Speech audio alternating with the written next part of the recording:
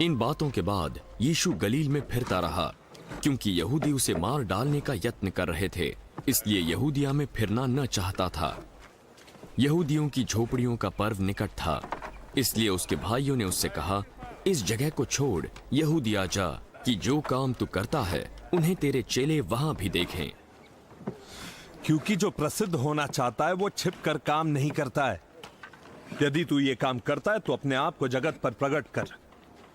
क्योंकि उसके भाई भी उस पर विश्वास नहीं करते थे।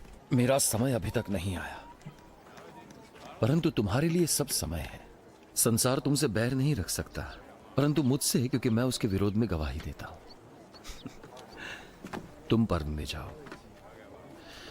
मैं अभी इस पर्व में नहीं जाता, क्योंकि अभी तक मेरा समय पूरा नहीं हुआ। वो ये कहकर गलील में ही रह गया, परंतु जब उसके भाई पर्व में चले गए, यीशु भी पहुंचा, परंतु प्रकट होकर नहीं, गुप्त रूप में गया। यहूदी पर्व में उसे ये कहकर ढूंढने लगे, वो कहां है, और लोगों में उसके विषय में चुपके बहुत सी बातें हुई। वो भला व्यक्ति है, कुछ ने ऐसा कहा, नहीं, दूसरों ने कहा, वो लोगों को भरमाता है। तो भी यहूदियों के डर के मारे कोई व्यक्ति उसके विषय में खुलकर नहीं बोलता था। जब पर्व के आधे दिन बीत गए तो यीशु मंदिर में जाकर उपदेश करने लगा। यहूदियों के सरदार सुनकर चकित रह गए। ये व्यक्ति इतना कुछ कैसे जानता है, बिना कुछ विद्या प्राप्त किए? मेरा उपदेश मेरा अपना नहीं, परमेश्वर से आता है जिसने मुझे भेजा है। यदि कोई परमेश्वर की इच्छा पर चलना चाहे तो वो जान जाएगा कि मेरा उपदेश परमेश्वर की ओर से है या मैं अपनी ओर से कहता हूं। जो अपनी ही ओर से कुछ कहता है वो अपनी ही बढ़ाई चाहता है, परंतु जो अपने भेजने वाले की बढ़ाई चाहता है वही सच्चा है और उसमें अधर्म नहीं होता। क्या मूसा ने तुम्हें व्यवस्था नहीं दी? परंतु तुम में से एक भी व्यवस्था पर नहीं चलता। तुम क्यों मुझे मार डालना चाहते हो? तुझ में दुष्ट आत्मा है, कौन तुझे मार डालना चाहता है? मैंने एक चमत्कार किया और तुम सब आश्चर्य करते हो। इसी कारण मूसा ने तुम्हें खतने की आज्ञा दी थी। ये नहीं कि वो मूसा की ओर से है, परंतु बाप दादों से चली आई है। और तुम सब्त के दिन मनुष्य का खतना करते हो। जब सब्त के दिन लड़कों का खतना किया जाता है ताकि मूसा की व्यवस्था टल न जाए, तो तुम मुझ पर क्या इसीलिए क्रोध करते हो कि मैंने एक व्यक्ति को सब्त के दिन चंगा कर दिया? मुंह देखा न्याय ना करो, परंतु ठीक ठीक न्याय करो। तब कुछ यरूशलेम वासी कहने लगे, क्या ये वही नहीं जिसे मार डालने का प्रयत्न किया जा रहा है? परंतु देखो, वो तो खुल्लम खुल्ला बातें करता है और कोई उससे कुछ नहीं कहता। क्या ऐसा तो नहीं कि सरदार जान गए कि यही मसीह है? जब मसीह आएगा कोई नहीं जानेगा वो कहां से आया, पर हम सब जानते हैं ये कहां से आता है। तब यीशु ने उपदेश देते हुए मंदिर में पुकार कर कहा, क्या तुम सब मुझे जानते हो मैं कौन हूं और कहां से आया हूं? मैं तो आपसे नहीं आया, परंतु मेरा भेजने वाला सच्चा है। उसको तुम नहीं जानते, मैं उसे जानता हूं, क्योंकि मैं उसकी ओर से हूं और उसी का भेजा हुआ हूं। तब उन्होंने उसे पकड़ना चाहा,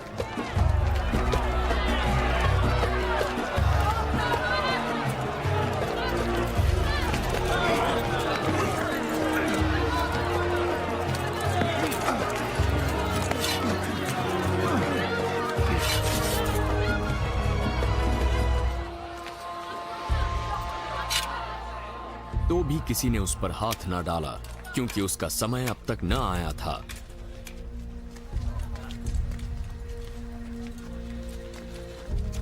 परंतु भीड़ में कई उस पर विश्वास ले आए। मसीह जब आएगा तो क्या इससे अधिक आश्चर्य कर्म दिखाएगा जो इसने दिखाए? फरीसियों ने लोगों को यीशु के विषय में ये बातें चुपके करते सुना, तो प्रधान याजकों ने उसे पकड़ने को सिपाही भेजे।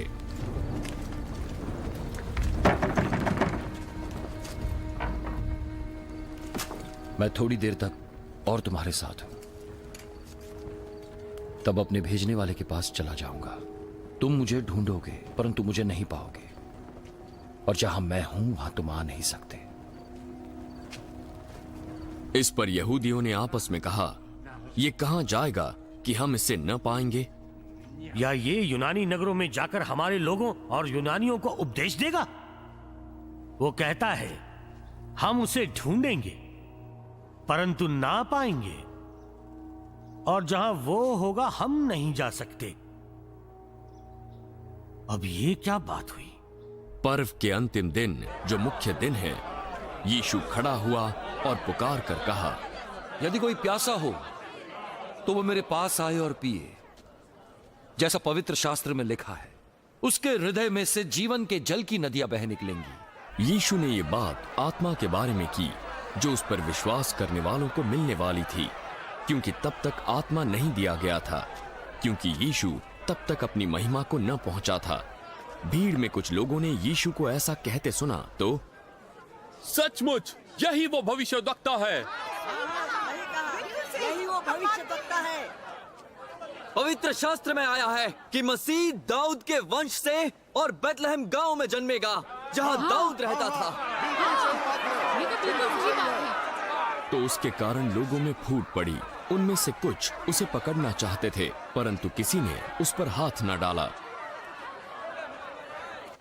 तब सिपाही प्रधान याजकों और फरीसियों के पास लौटे तो उन्होंने सिपाहियों से पूछा, तुम उसे क्यों नहीं लाए? किसी मनुष्य ने कभी ऐसी बातें नहीं की। क्या उसने तुम्हें भी भरमाया? क्या तुमने किसी सरदार या फरीसी को उस पर विश्वास करते देखा? ये लोग मूसा की व्यवस्था नहीं जानते।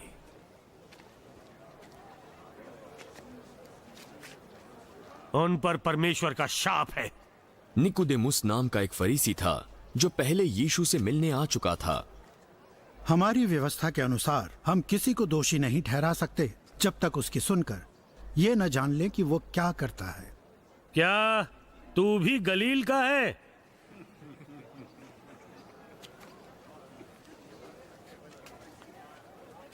पवित्र शास्त्र को ढूंढ और देख ले कि गलील से कोई भविष्यद्वक्ता नहीं होने का।